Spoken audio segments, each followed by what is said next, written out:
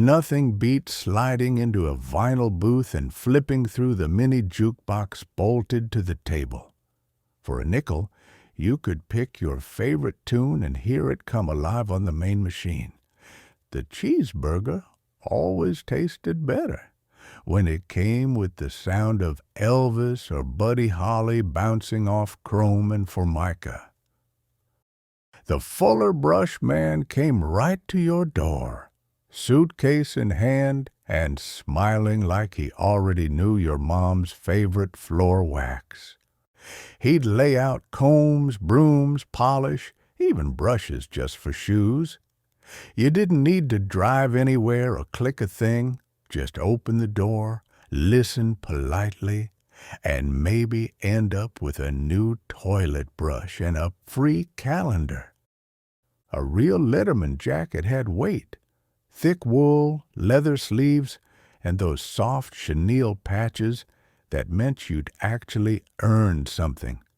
You'd wear it with pride, even in spring, even when it was too warm, because that jacket told the world you were part of a team, and someone, somewhere, had cheered you on. That chrome-legged kitchen table wasn't just a place to eat.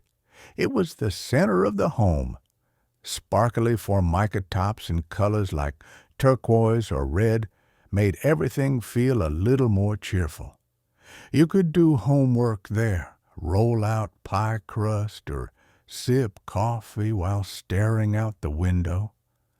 And it never once wobbled. Those old metal roller skates strapped right over your sneakers, and the key that tightened them lived around your neck like a badge of honor. You'd clatter down sidewalks, scuff up driveways, and, if you were lucky, fall in the grass instead of the pavement. Sitting on the porch while someone snapped beans was like being in a slow-moving Norman Rockwell painting. Nothing really happened, just the hum of cicadas, grown-ups swapping stories you'd heard before, and that soft snap as green beans dropped into a bowl. It was calm. It was ordinary. And you didn't know it was perfect. When the Princess phone came out in soft pink, it felt like the future had arrived in your living room. It had curves, it had light-up dials, and for some reason, it just felt fancier than the big black rotary on the kitchen wall. Marbles were serious business. You'd crouch in the dirt, draw a circle, and everyone swore they knew the real rules. Cat's eyes, steelies, aggies, each one had a story, and losing a favorite meant feeling it in your stomach. Games ended when the sun got low, or when someone started crying, usually both. TV dinners came in divided trays that never quite balanced on your lap. Salisbury steak, mashed potatoes with a dent for gravy, and a brownie that either burned your tongue or stayed frozen. You'd eat in front of the tube, legs crossed, hoping the tin didn't rattle too much during your favorite show. Green stamps were more than just a reward. They were a mission.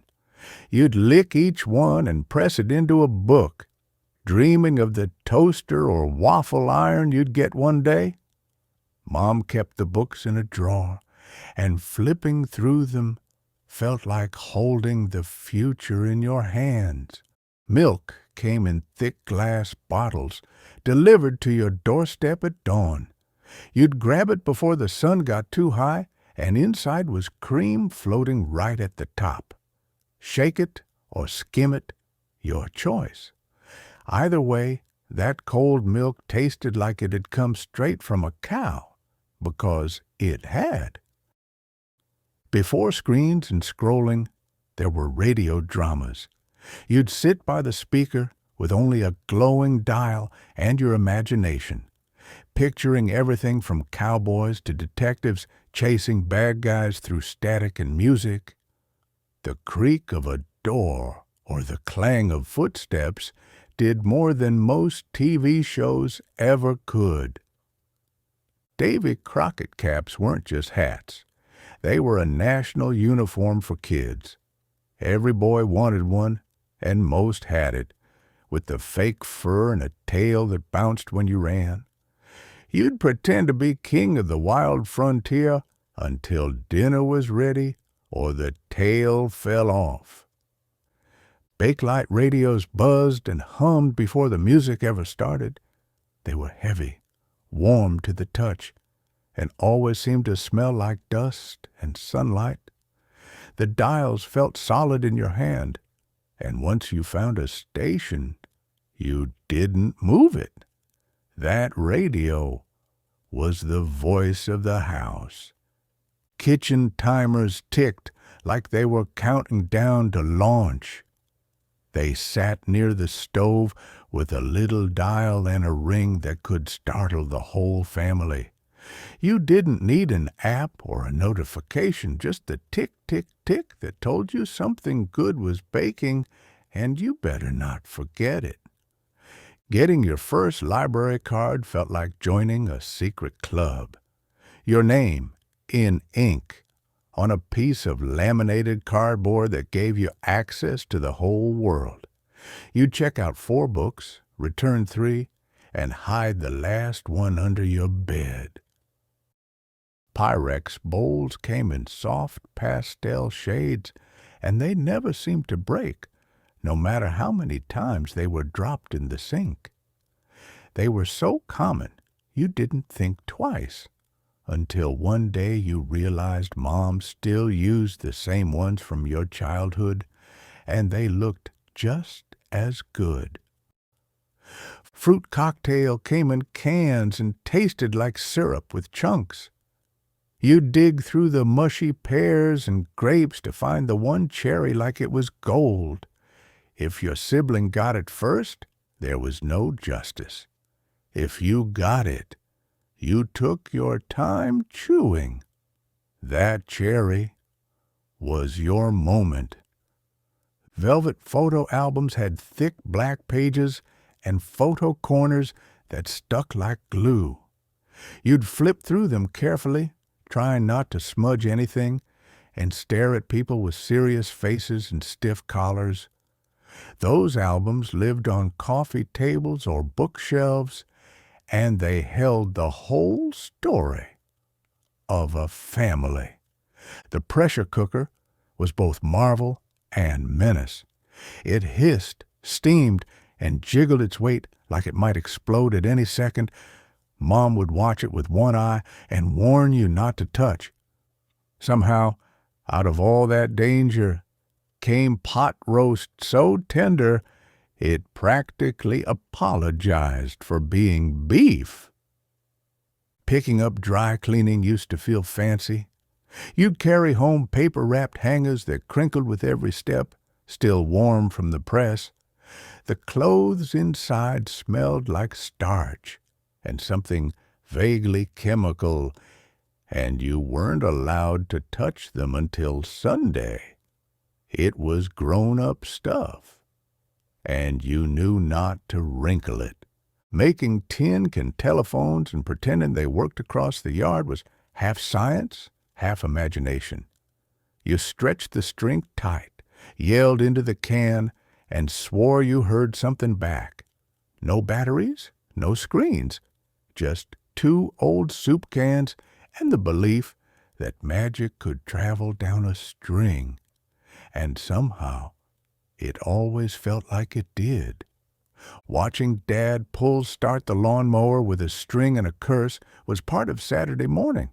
He'd yank that cord like it owed him money, foot planted firm, sweat already starting. The machine sputtered, coughed, then roared to life. If you were lucky, and if not, there was more yanking, and a few words you weren't supposed to repeat. Ceramic Poodle figurines sat on mantels and TV cabinets like they owned the place. Sometimes they came in pairs, sometimes with rhinestone collars. Folks thought they were classy, maybe even a little fancy. Now they seem kitschy, sure, but back then they gave a little flair to the living room and a whole lot of dusting to whoever cleaned. The kitchen chalkboard wasn't for decoration. It was the command center. Groceries, appointments, don't forget to defrost the meat, scribbled in chalk. Sometimes it held reminders from Mom. Sometimes silly drawings from the kids. Every family had their own shorthand on that little board. And if someone erased it by accident, well, that could ruin dinner plans real fast. Being told to go out and play came with no map, no adult, and no return time. You just ran out the door with your friends, made up worlds, climbed trees, scraped your knees, and came back when the streetlights blinked on. Nobody tracked you, nobody texted you, and somehow you were always right where you needed to be. Family slideshows were a whole production. Someone dimmed the lights, the projector hummed and clicked, and out came endless pictures of the Grand Canyon or Aunt Doris in front of a hedge. Everyone groaned, but deep down you liked it. It was storytelling, family style, complete with popcorn, commentary, and the occasional upside-down slide nobody caught right away.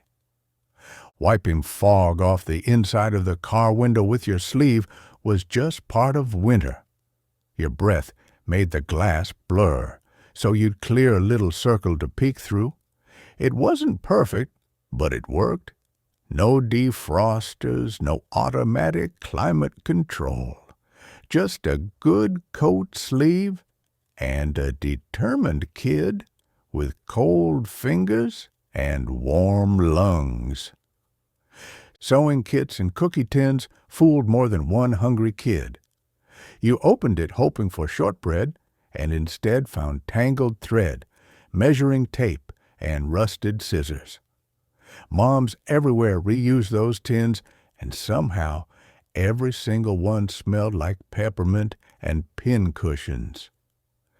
You learned real fast to shake the tin first before getting your hopes up. Clothespins weren't just for laundry. They were soldiers, fences, car parts, and anything else your backyard imagination needed. You'd line them up in rows or clip them onto things like little wooden tools. They weren't flashy, didn't light up, and didn't need batteries. But they sure kept you busy for hours. And if one broke, it became two new toys. The good scissors were sacred. They lived in a drawer, were only for sewing, and God help the kid who used them on paper. They felt heavy, sliced like butter, and made a satisfying snip.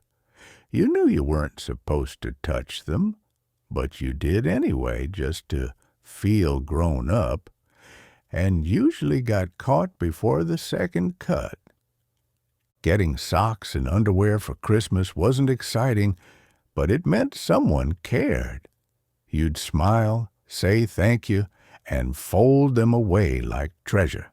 Back then, you didn't expect 10 gifts or a gadget, just something useful and warm. Maybe they didn't sparkle, but they kept your feet dry, your waistband intact. Folding rulers were the closest thing to magic in a toolbox. Wooden arms clicked out with a satisfying snap, forming perfect angles without batteries or screens. Your dad would unfold one with a flick of his wrist, measure something with a nod, then snap it back down like a magician putting away his wand. Rubbing a balloon on your hair until it stuck to the wall felt like science, and mischief all rolled into one. Your hair stood up, the static cracked, and your sibling screamed when you zapped their arm. No fancy toys, just a balloon and a wild imagination. That little spark of static was somehow the highlight of the afternoon. Carrying your lunch in a brown paper bag with your name written in marker felt like a badge of honor. It might have held a peanut butter sandwich, an apple, and a cookie. Nothing special by today's standards. But that bag was packed with love, flattened after lunch, and reused more than once if it didn't get too greasy. Silly Putty wasn't just a toy. It was a newspaper thief. You'd press it onto the Sunday comics and lift off Snoopy or Dagwood in full detail, then stretch their faces into wild shapes. It bounced, it snapped, and it picked up lint like a magnet. Somehow, it lived in the same plastic egg for years and never dried out. Gas station road maps were free, folded like origami, and smelled like motor oil. You kept a stack in the glove compartment just in case. Every state, every route. If Dad got lost, Mom would unfold one across her lap, tracing highways with her finger like a general planning battle. GPS? That was a good co-pilot and a compass. Mercurochrome was the go-to for every scrape and cut, even though it stung like fire and left you with a red mark that lasted days.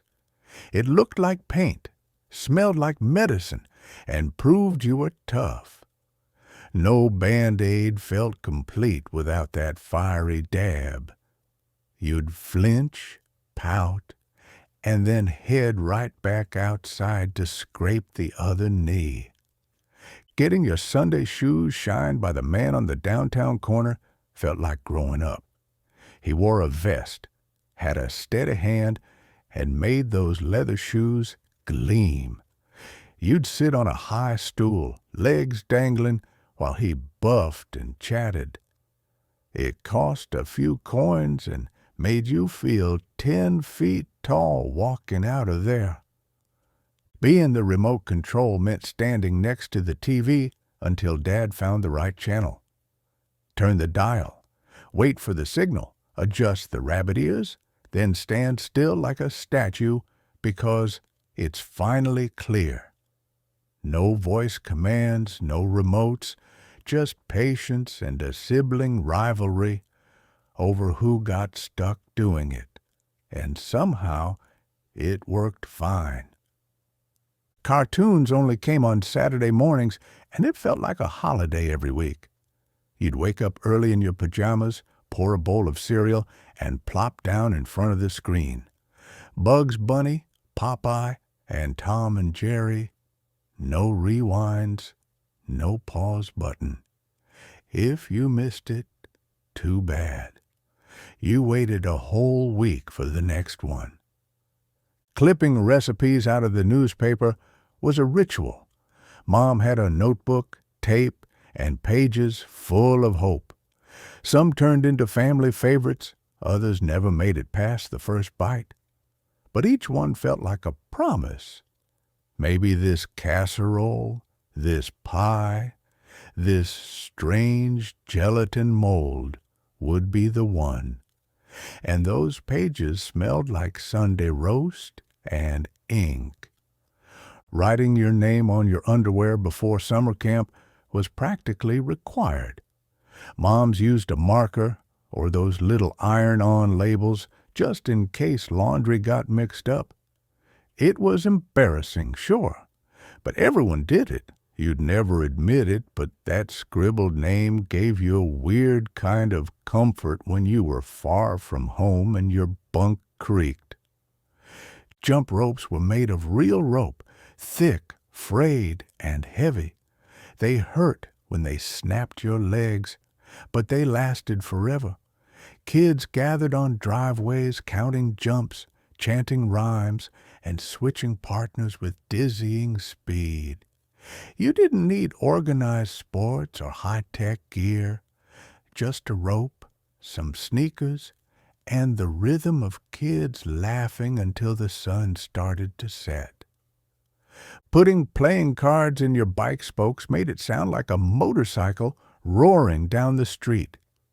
You'd use clothespins, borrow Dad's deck, and zoom up and down the block like a rebel on wheels. It didn't cost a dime, but it made you feel faster, louder, and cooler than any kid with a horn. And the neighbors knew it too. Dipping your fingers into Kool-Aid powder just to taste the sugar was a childhood rite of passage. You weren't supposed to, but everyone did it. That neon dust stained your tongue and left a zing that made your eyes water. It was pure, unfiltered sweetness. No measuring, no water, just a sticky finger and a grin. Your mom wasn't thrilled. Reading cereal boxes at the breakfast table was more entertaining than half the books at school.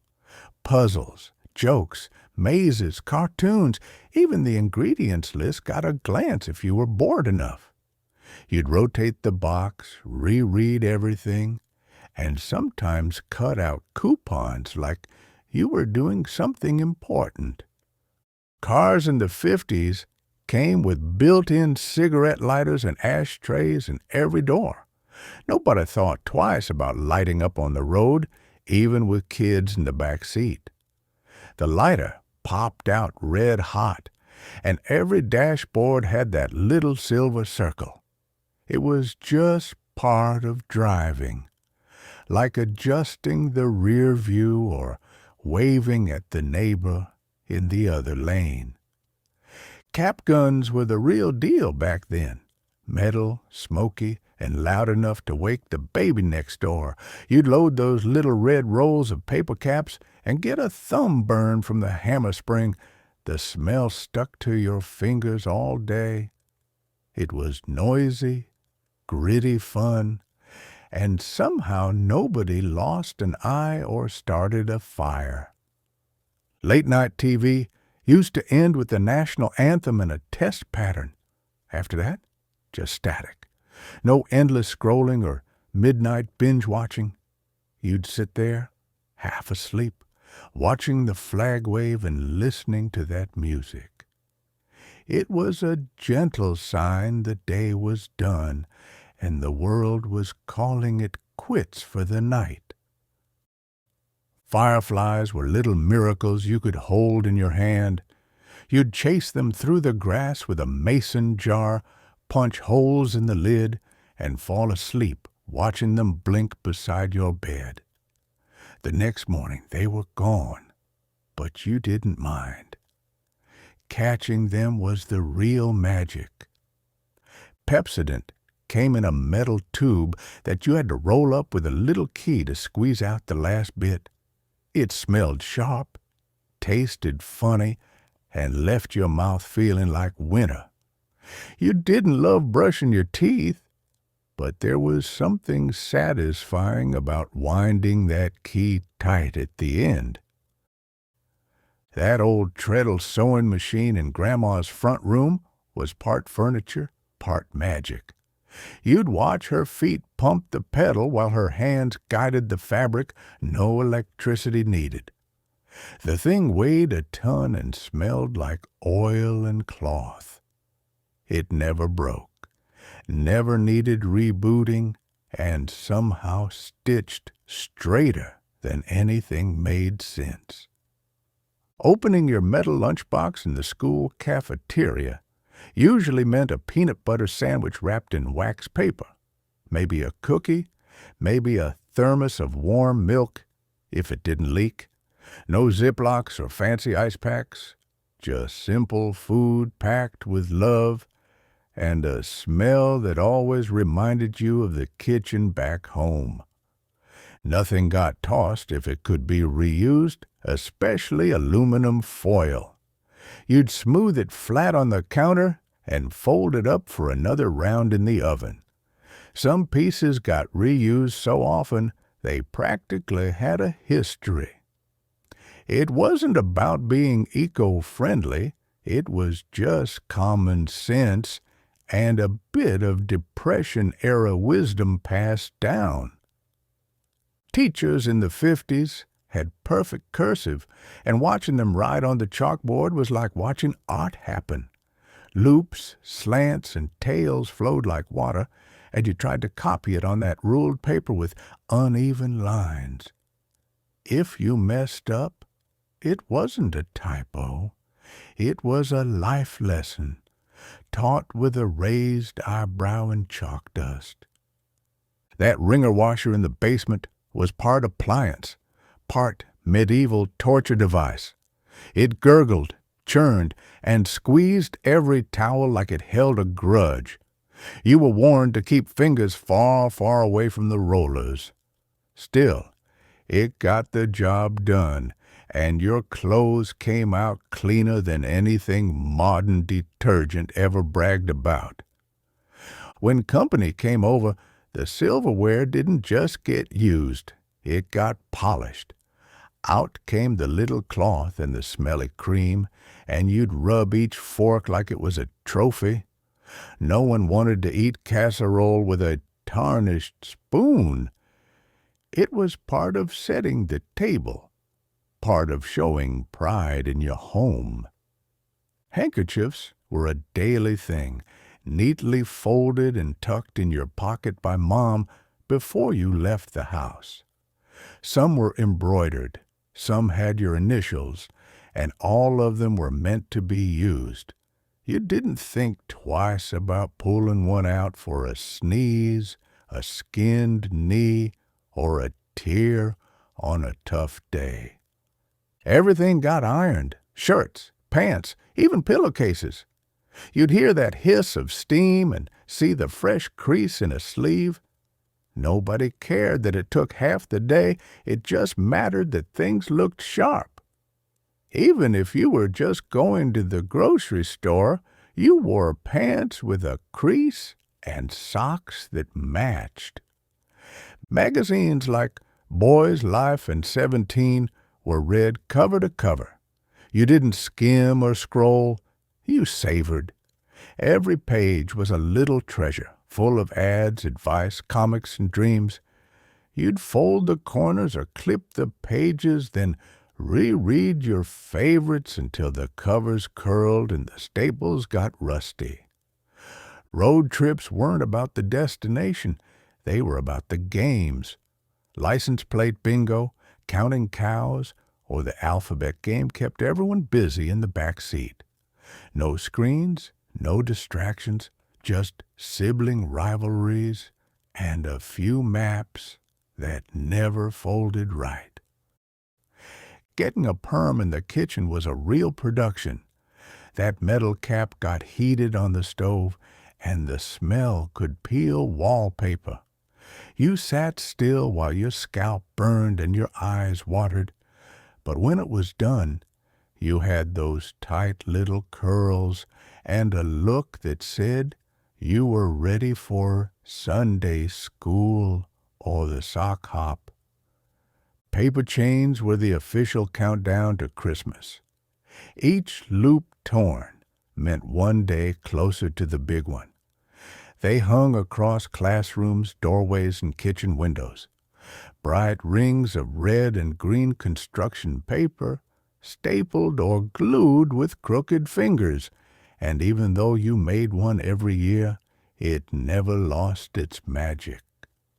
Climbing into the back of an old pickup or even the trunk of a car for a laugh wasn't considered wild. It was just Saturday. You'd bounce around back there like loose luggage, waving at passing cars. It wasn't exactly safe, but nobody panicked. It was freedom. It was fun. And somehow, it all worked out. Joke shops were little treasure troves. You'd walk out with a fake mustache, a penny whistle, and a joy buzzer that shocked your cousin at dinner. For a couple of nickels, you could be a magician, a prankster, or a full-blown goofball. That little brown bag of tricks could keep a kid entertained for hours. Writing thank you notes wasn't optional. You got the gift. You wrote the note, neatly with proper punctuation. No emojis, no shortcuts, just good handwriting and a grateful heart. Your parents checked it before it went in the envelope. It wasn't just polite, it was expected. And deep down, it made the gesture feel real. Pencil sharpeners were mounted right on the classroom wall. You'd walk up, crank the handle, and listen to that awful screech as wood curled into little spirals. It was messy, loud, and kind of fun. Plus, it gave you an excuse to stretch your legs in the middle of math class. Helping Grandma shell peas was part of the rhythm of a summer afternoon.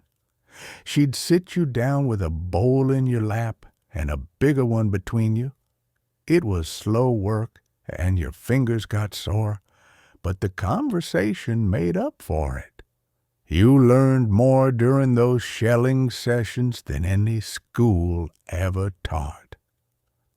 Double Dutch jump rope wasn't just a game. It was a skill. You waited for the rhythm, counted it off, and jumped in with both ropes swinging. Some kids had the timing, some had the tricks, and some just tried not to get whacked. It was schoolyard fame if you got good at it. Kids stuck their tongues on frozen metal at least once.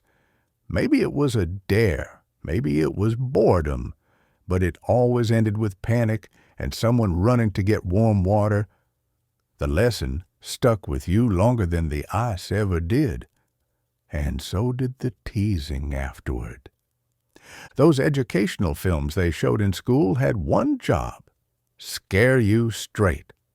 Whether it was about hygiene, safety, or stranger danger, they came with grainy film, monotone voices, and dramatic consequences.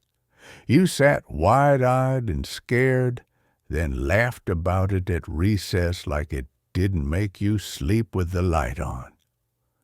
Sneaking down the hallway to peek at the TV after bedtime was a full mission. Every floorboard creaked, and the glow from the screen lit up the dark like a signal. You'd watch from the corner just out of view until someone caught you or the show ended. It felt dangerous, but also just a little magical.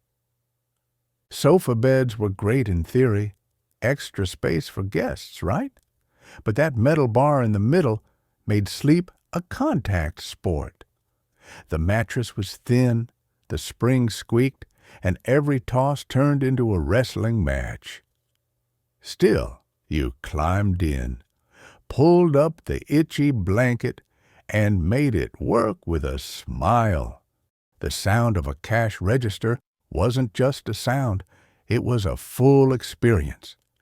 That satisfying ka-ching as the drawer flew open meant money changed hands, groceries were bagged, and another day rolled on. It was mechanical, honest, and more final than any digital beep you hear today. Matching pajamas on Christmas Eve weren't up for debate. Plaid flannel or something with reindeer, you wore them whether you liked them or not. The family photo came next, usually with a flash that blinded half the room. But later that night, lying in bed, they smelled like fresh laundry and hope, and that made everything feel right. Making snow angels in the yard meant bundling up like a marshmallow, coats, scarves, galoshes, mittens, and you still got snow down your neck. But once you dropped back and spread your arms, it felt like magic. You left a perfect shape behind in the powder, then ran inside red cheeks for hot cocoa and a spot by the radiator. Cleaning erasers was a weird kind of honor. You'd clap them together outside until a chalk cloud puffed into the air like smoke signals. Kids laughed, coughed, and ended up with white fingerprints on their pants. No fancy machines, just hands, lungs, and dust that hung in the sunlight like confetti after a parade. Sitting cross-legged in front of the TV was practically a sport. You'd fiddle with the rabbit ears, twist, tilt, then hold it just so, until the picture stopped rolling. Sometimes you had to stand there like a human antenna, and if someone bumped it, you'd groan and start all over. But when it worked, Saturday mornings were magic. $1 in your hand and an errand to the corner store, it didn't get more grown up than that.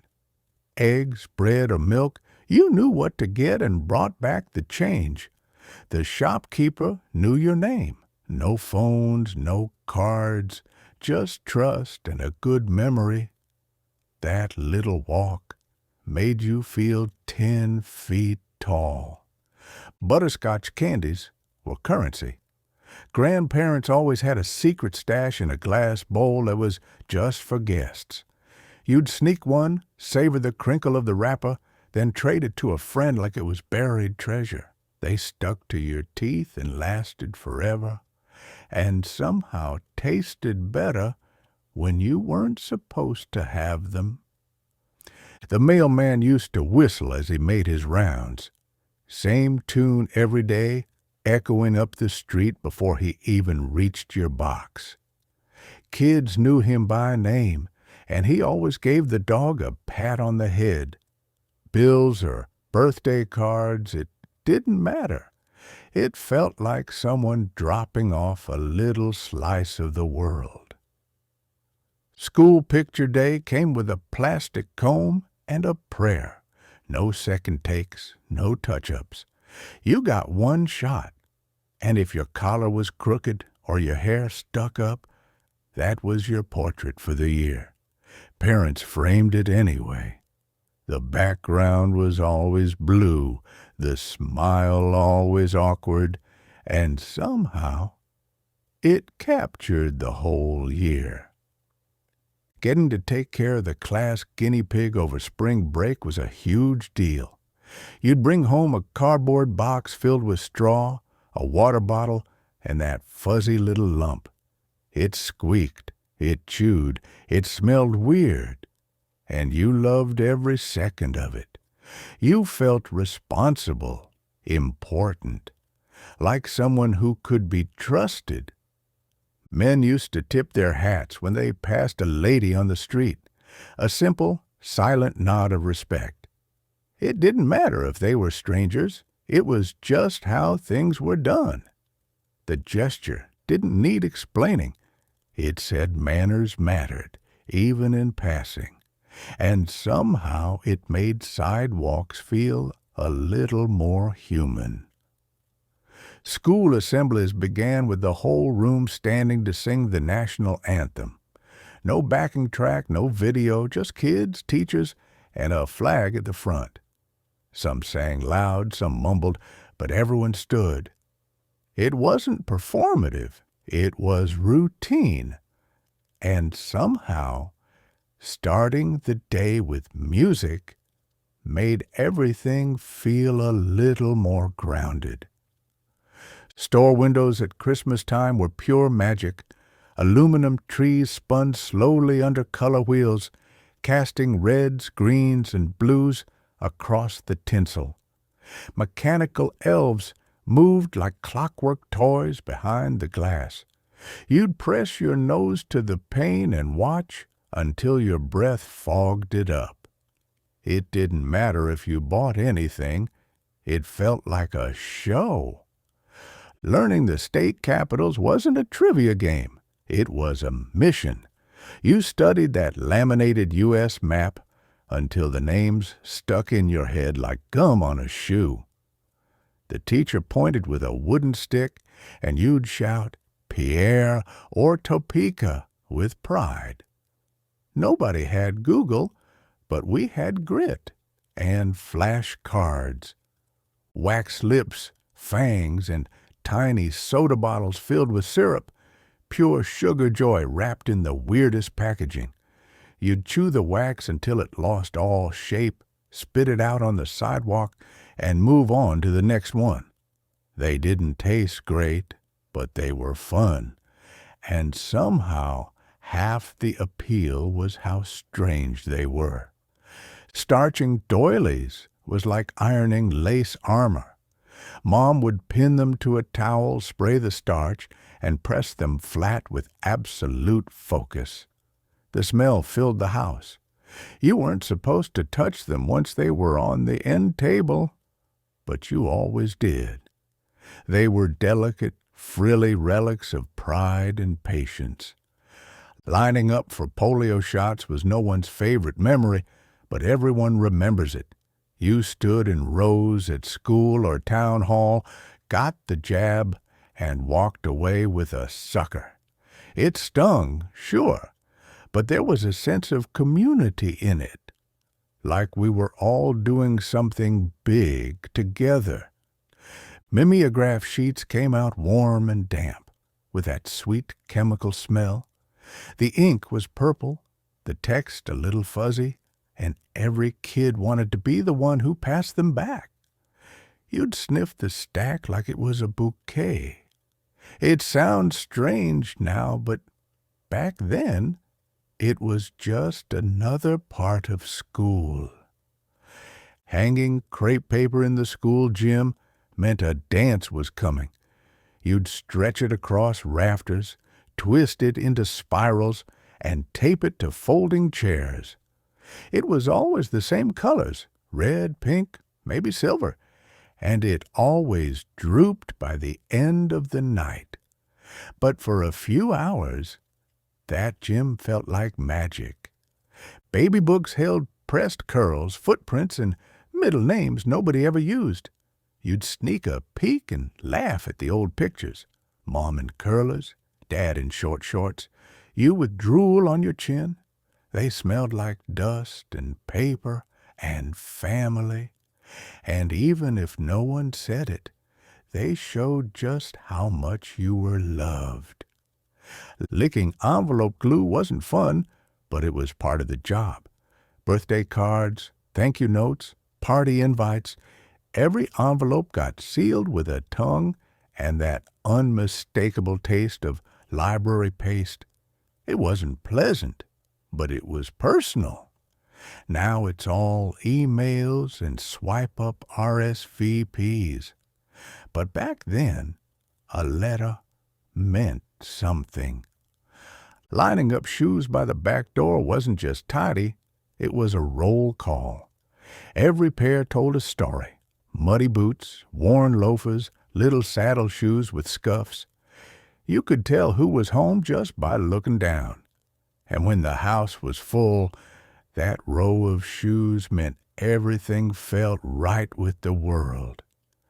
Metal folding chairs were the unsung heroes of every school concert, church supper, and scout meeting. Cold in winter, loud when they scraped, and uncomfortable by the third hymn. But they got the job done.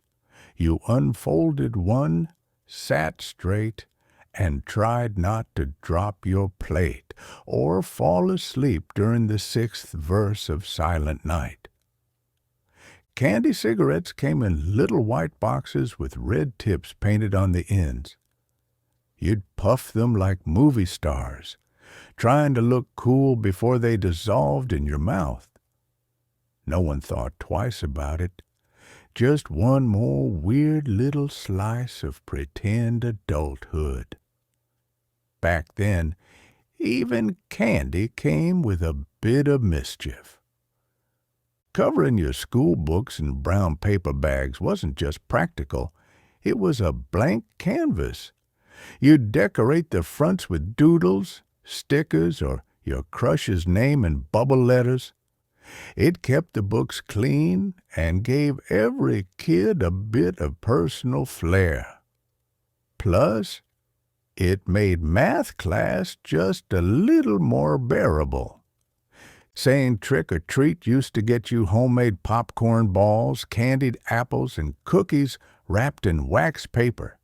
No one panicked, no one inspected every bite. You knew the neighbors, and the treats were made with care.